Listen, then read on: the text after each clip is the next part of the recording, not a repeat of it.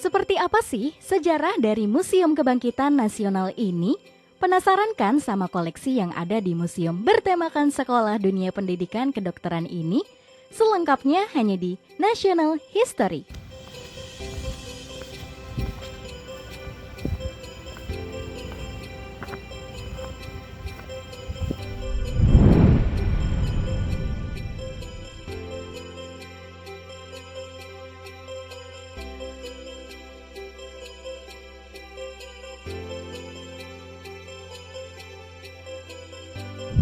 Halo permisa dimanapun kalian berada, perkenalkan nama saya Bunga Rafina Amalia. Selamat datang di program kesayangan kita, di mana lagi kalau bukan program Nasional History. Nah, supaya nggak bosen nih, tim Nasional History akan ngajak kalian berkeliling-keliling museum yang bertemakan pendidikan kedokteran. Dan nggak cuma ngajak berkeliling-keliling aja, tapi tim Nasional History akan ngasih informasi-informasi tentang museum ini. Penasaran kan? Yuk ikutin terus!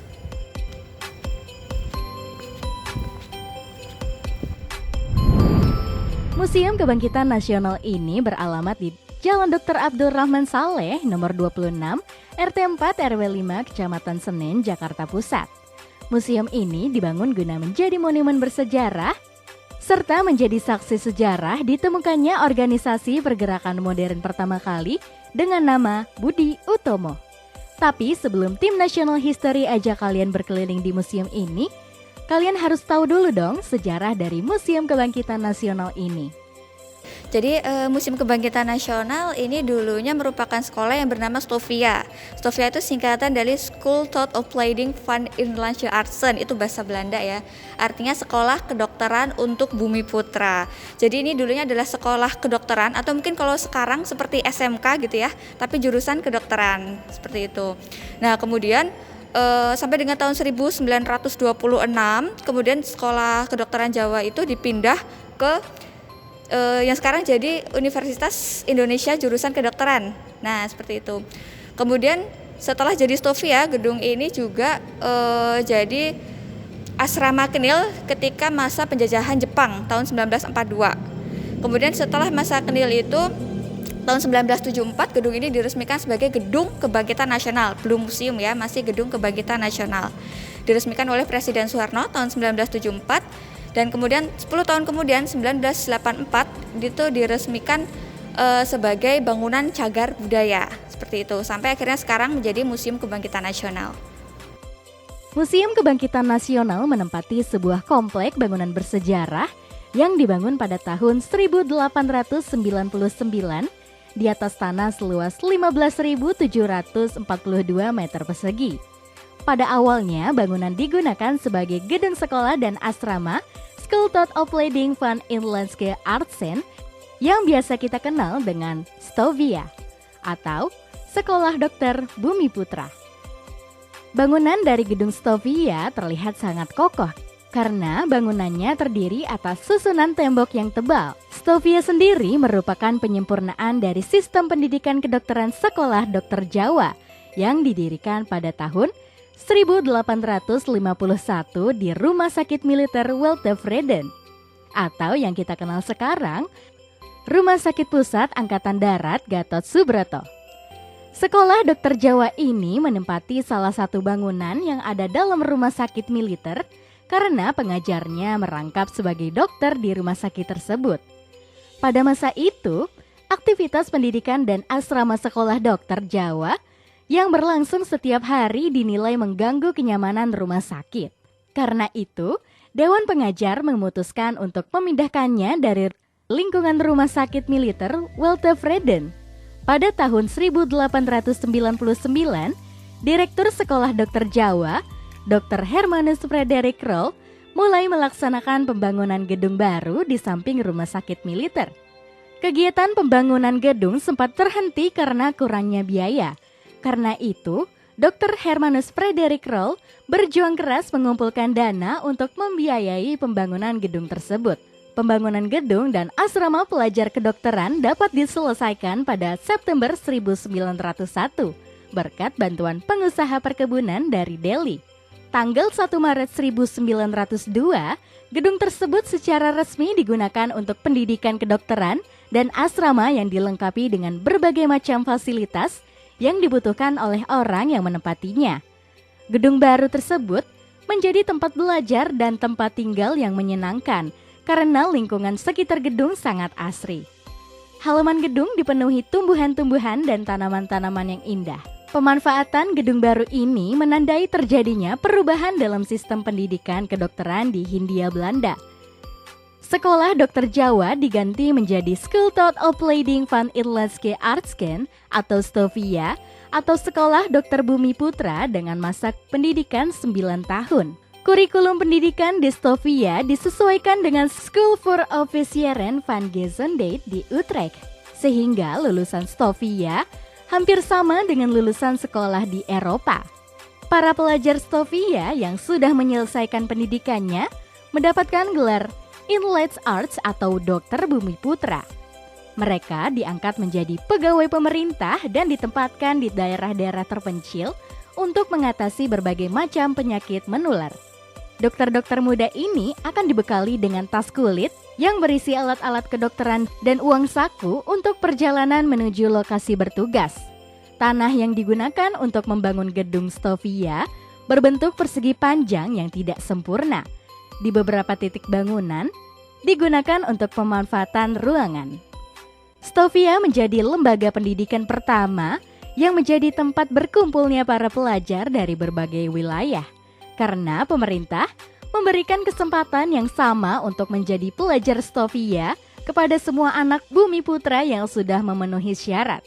Pelajar STOVIA umumnya memiliki kecerdasan yang cukup tinggi, karena persyaratan untuk masuk menjadi pelajar STOVIA sangat ketat dan selektif.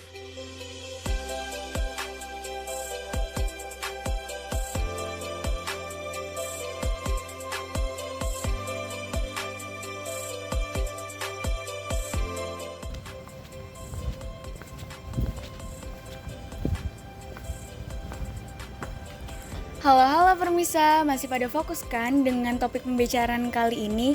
Nah, tim Nasional History juga udah gak sabar ngajak kalian berkeliling museum ini. Eits, tapi tunggu dulu. Kalian boleh kok ngambil cemilan untuk nemenin kalian berkeliling museum ini. Jangan kemana-mana ya, stay tune in National History.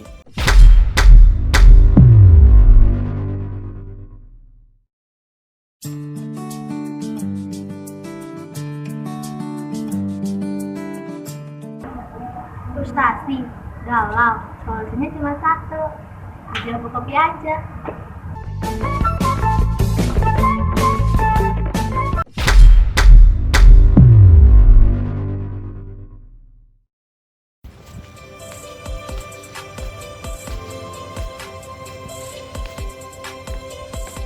Setelah tadi, tim Nasional History telah memberikan sedikit flashback tentang museum ini, maka kali ini tim Nasional History akan mengajak kalian berkeliling-keliling untuk melihat koleksi-koleksi yang ada di museum ini. Are you ready? Go! Gedung Kebangkitan Nasional ini hanya ada satu lantai. Dan yang paling unik, gedung ini berbentuk melingkar. Jadi Museum Kebangkitan ini kita punya dua alur tata pamer. Kalau kita masuk dari pintu masuk, kemudian ke sebelah kanan itu ruang tata pamer sejarah kedokteran. Kemudian kalau ke sebelah kiri itu ruang sejarah kebangkitan nasional. Seperti itu. Secara umum, Museum Kebangkitan Nasional ini memamerkan benda-benda bersejarah yang berhubungan dengan tempat ini. Mulai dari dokumen bersejarah, peralatan kedokteran, pakaian, senjata-senjata, patung, lukisan, foto,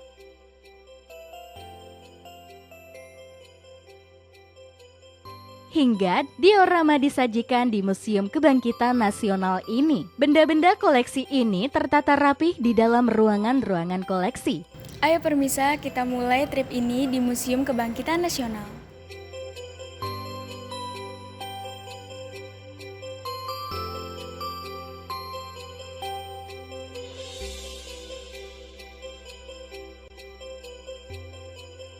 Yang pertama, ruang Nusantara. Nah, Seperti yang kita tahu, Kepulauan Indonesia salah satu wilayah paling vulkanik di dunia. Wilayah Indonesia juga dikaruniai tanah yang subur yang memungkinkan beragam tanaman yang bisa dijual dengan nilai yang tinggi. Kemudian, ruang masa kolonialisme yang menceritakan sejarah bangsa Belanda di Indonesia yang dibagi menjadi dua masa, yaitu VOC atau Persekutuan Dagang Hindia Timur.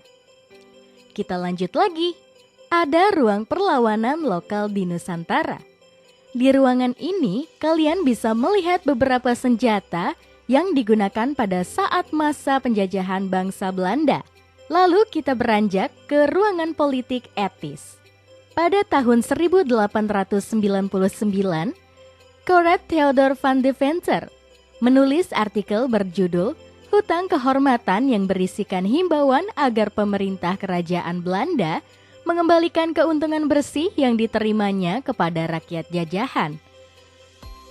Pelaksanaan politik etis ini jauh dari tujuan awal untuk mensejahterakan rakyat, yang dimana kebijakan tersebut digunakan untuk mendapatkan keuntungan. Nah, kalau ruangan ini merupakan ruangan yang berisi informasi tentang sistem pendidikan masyarakat Indonesia sejak masa Hindu-Buddha. Masyarakat mulai mengenal pendidikan pesantren yang dilakukan dengan cara klasikal. Sistem pendidikan Indonesia mengalami kemunduran pada masa penjajahan karena pendidikan tidak dijadikan sebagai sarana untuk mencerdaskan peserta didik. Oke deh, kita siap masuk ke ruangan selanjutnya pemirsa. Tapi masih pada semangat kan? Tim Nasional History aja masih pada semangat nih. Masa kalian enggak sih? Kalau untuk jumlah koleksi kita ada ribuan ya, itu ada data registrasinya sendiri, kebetulan bukan di bagian saya juga. Kemudian kalau untuk jenis-jenis koleksinya, tadi yang seperti sudah saya sebutkan ya, untuk yang di ruang tata pamer sejarah kedokteran, itu menyimpan koleksi berkaitan dengan alat-alat kedokteran yang digunakan pada masa lalu. Seperti itu, diantaranya ada alat perekam detak jantung, kemudian ada alat-alat medis tradisional gitu ya, seperti jimat-jimat, kemudian mantra-mantra dan sebagainya. Kemudian untuk yang di ruang sejarah pergerakan nasional atau sejarah kebangkitan nasional, itu kita menyimpan data-data yang berkaitan atau koleksi-koleksi yang berkaitan dengan tema tersebut. Misalkan kita punya peta Indonesia untuk menggambarkan bagaimana penjajahan itu masuk ke Indonesia. Kemudian juga ada ruang simulasi organisasi Budi Utomo itu berdiri, seperti itu. Oke, sekarang tim National History mau ajak kalian ke ruang Budi Utomo. Budi Utomo ditetapkan pada tanggal 20 Mei 1908. Pada tanggal 3 hingga 5 Oktober 1908, diselenggarakan Kongres Budi Utomo I di Sekolah Pendidikan Guru Yogyakarta. Kongres Budi Utomo berhasil memilih kepengurusan organisasi yang baru dengan diketuai oleh Raden Adipati Aryo Iskandar Tirtokusumo. Di ruang Budi Utomo ini, pemirsa bisa lihat lambang organisasi ini. Eits, penasaran ya? Kayaknya harus ditahan sebentar dulu nih pemirsa. Tim National History juga akan kasih beberapa hal menarik setelah ini. Bikin penasaran banget kan? Jangan kemana-mana, stay tune in National History.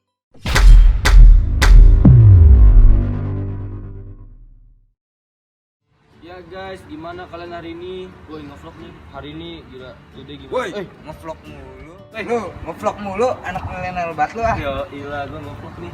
Aduh. Dari mana lu? Biasa jalan-jalan. Aduh, gua tadi aus banget, Bim. Gua nyari tempat minum kagak ada yang buka. Oh, ini gua ada nih, bisa enggak. Apaan tuh? Minuman, teh milenial. Buset, mantap banget ini mah gila. Ih, mantep ini. Boleh minum enggak? Habisin aja udah, Cobain ya. cobain. Bebas. Seger nggak nih? Nah, cobain ya. Mantap kan? Ya. Seger parah. Milenial. Khusus banget nih buat anak milenial kayak gue nih, anak milenial banget gue nih kayak gini. Coba minumannya. Nih, buat kalian guys, jangan lupa ya cobain milenial, enak banget, seger lagi. Jangan bercoba ya.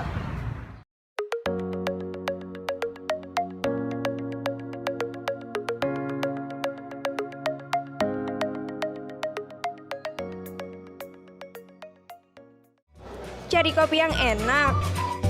Junior Kopi aja.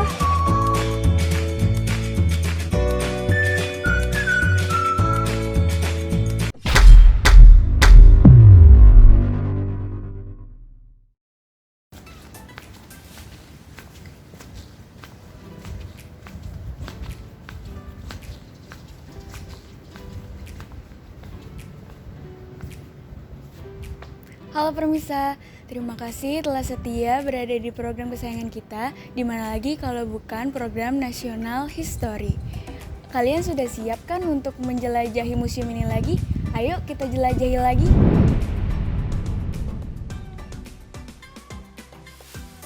Sekarang kita jalan-jalan di ruang Stovia. Nah, kita mulai masuk ke ruang Stovia, satu yang bertajuk Perubahan.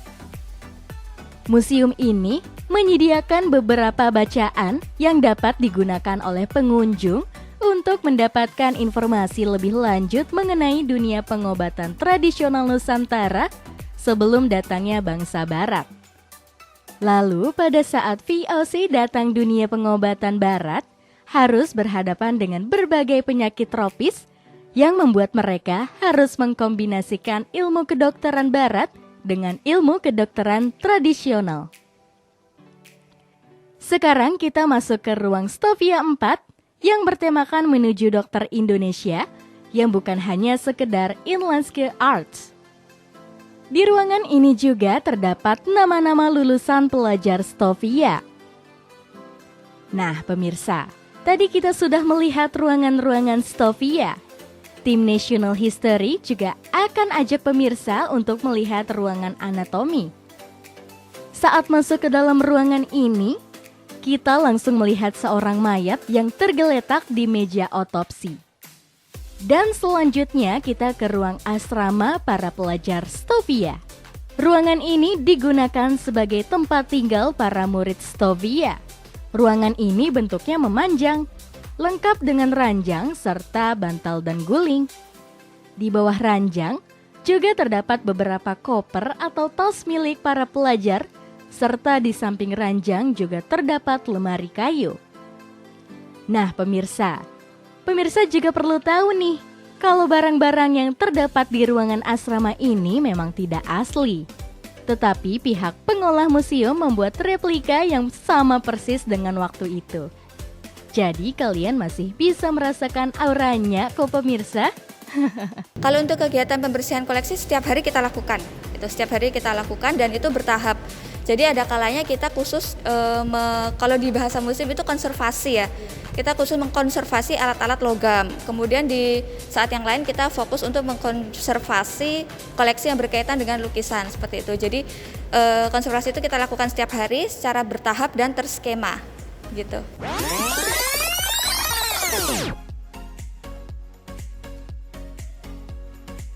Ya nggak kerasa ya 30 menit sudah. Tim National History menemani kita semua. Akhir kata dari tim National History pamit undur diri. Salam National History.